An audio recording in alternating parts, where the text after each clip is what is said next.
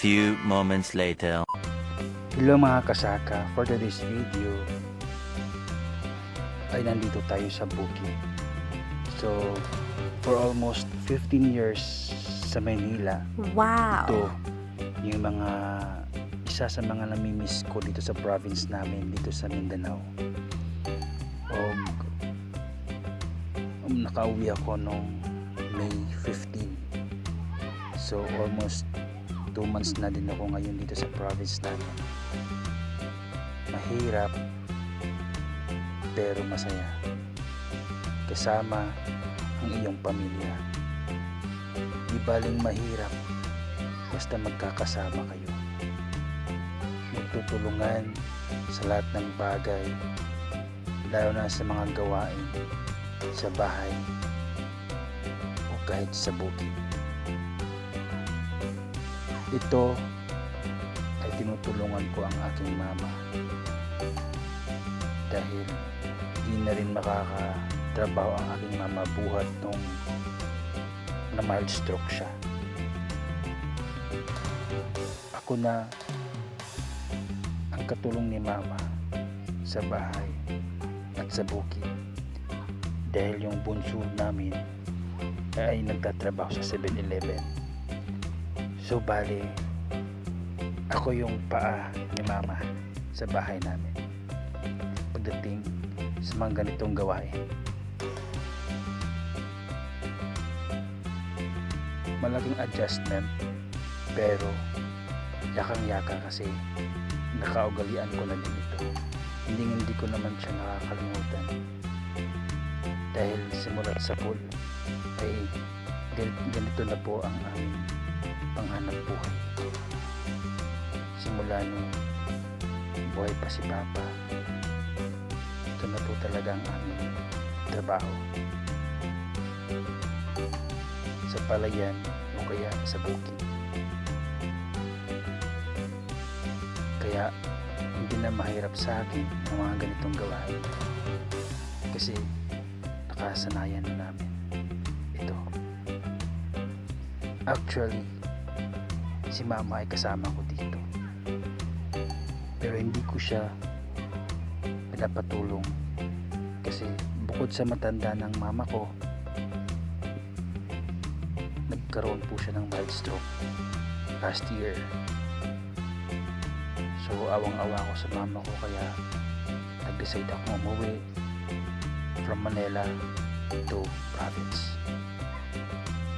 So balit napag-isip-isip ko,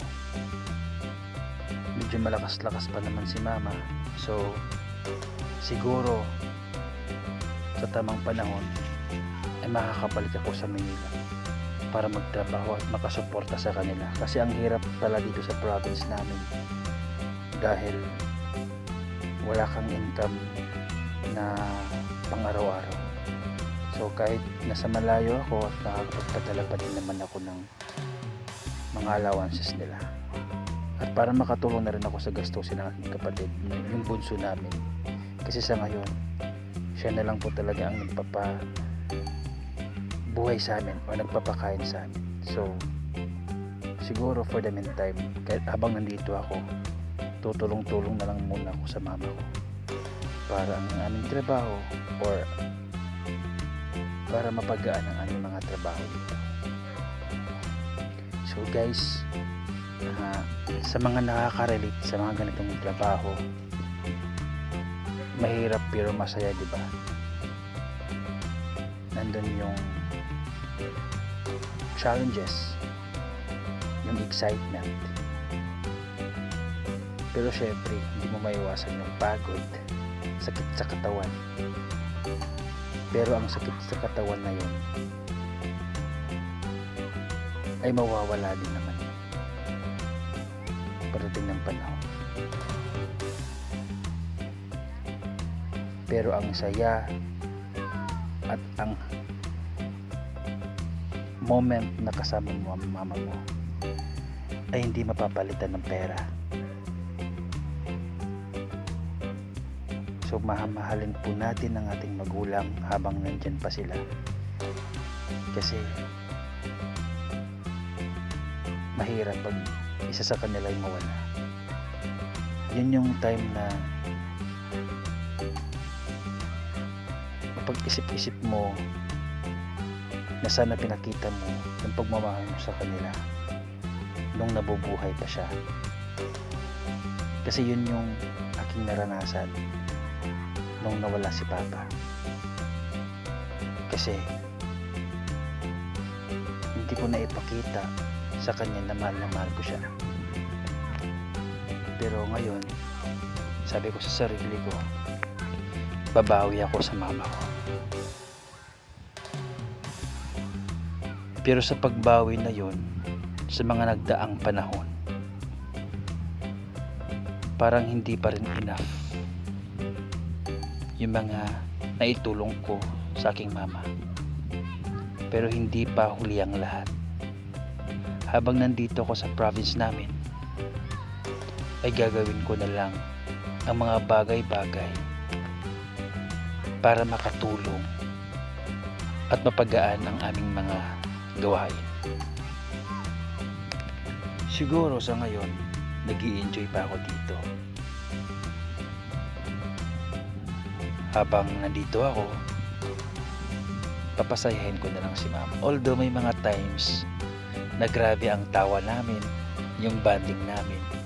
Sinusulit ko po talaga yung mga panahon na nandito ako. Kasi hindi po natin alam or hindi ko pa alam kung kailan ang balik ko ng Maynila. May mga naghihintay sa akin na trabaho. Pero hindi ako nakipag-commit muna kasi nandito pa ako sa province. Pero pag siguro masasagad ako dito or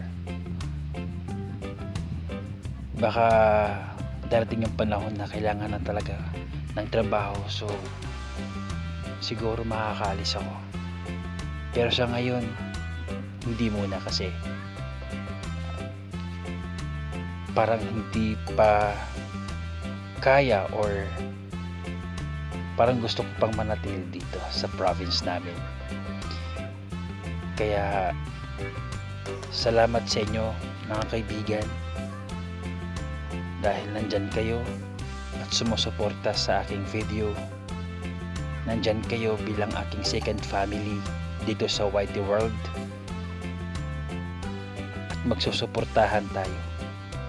Maraming salamat kasi isa kayo sa mga taong mahalaga sa akin.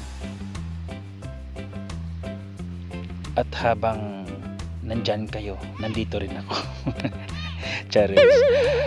Maraming salamat talaga sa ating YBDE family. Dahil sa inyo, dito ako nagstay at tumagal. Kahit anong mangyari, magtutulong-tulungan tayo para lahat tayo ay aangat.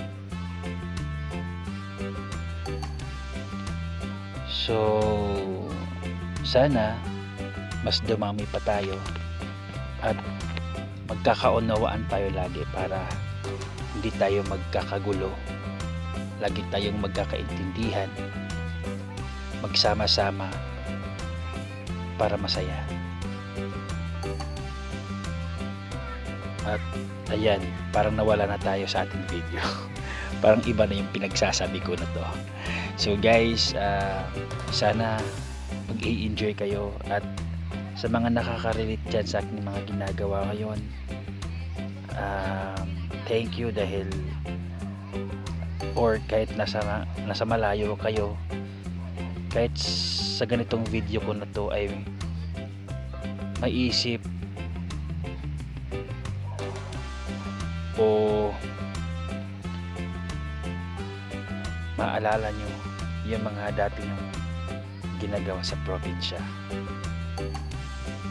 So sana na-inspired kayo sa aking video at naway may napulutan kayo ng aral kasi hindi lahat nakaka-relate, di ba? So merong malayo sa province, laking city, Diba guys, so sana may inspire kayo sa aking video. At maraming salamat sa lahat ng sumuporta sa akin. And God bless. So, panoorin nyo lang po hanggang sa dulo. Hanggang dito na lang. Paalam.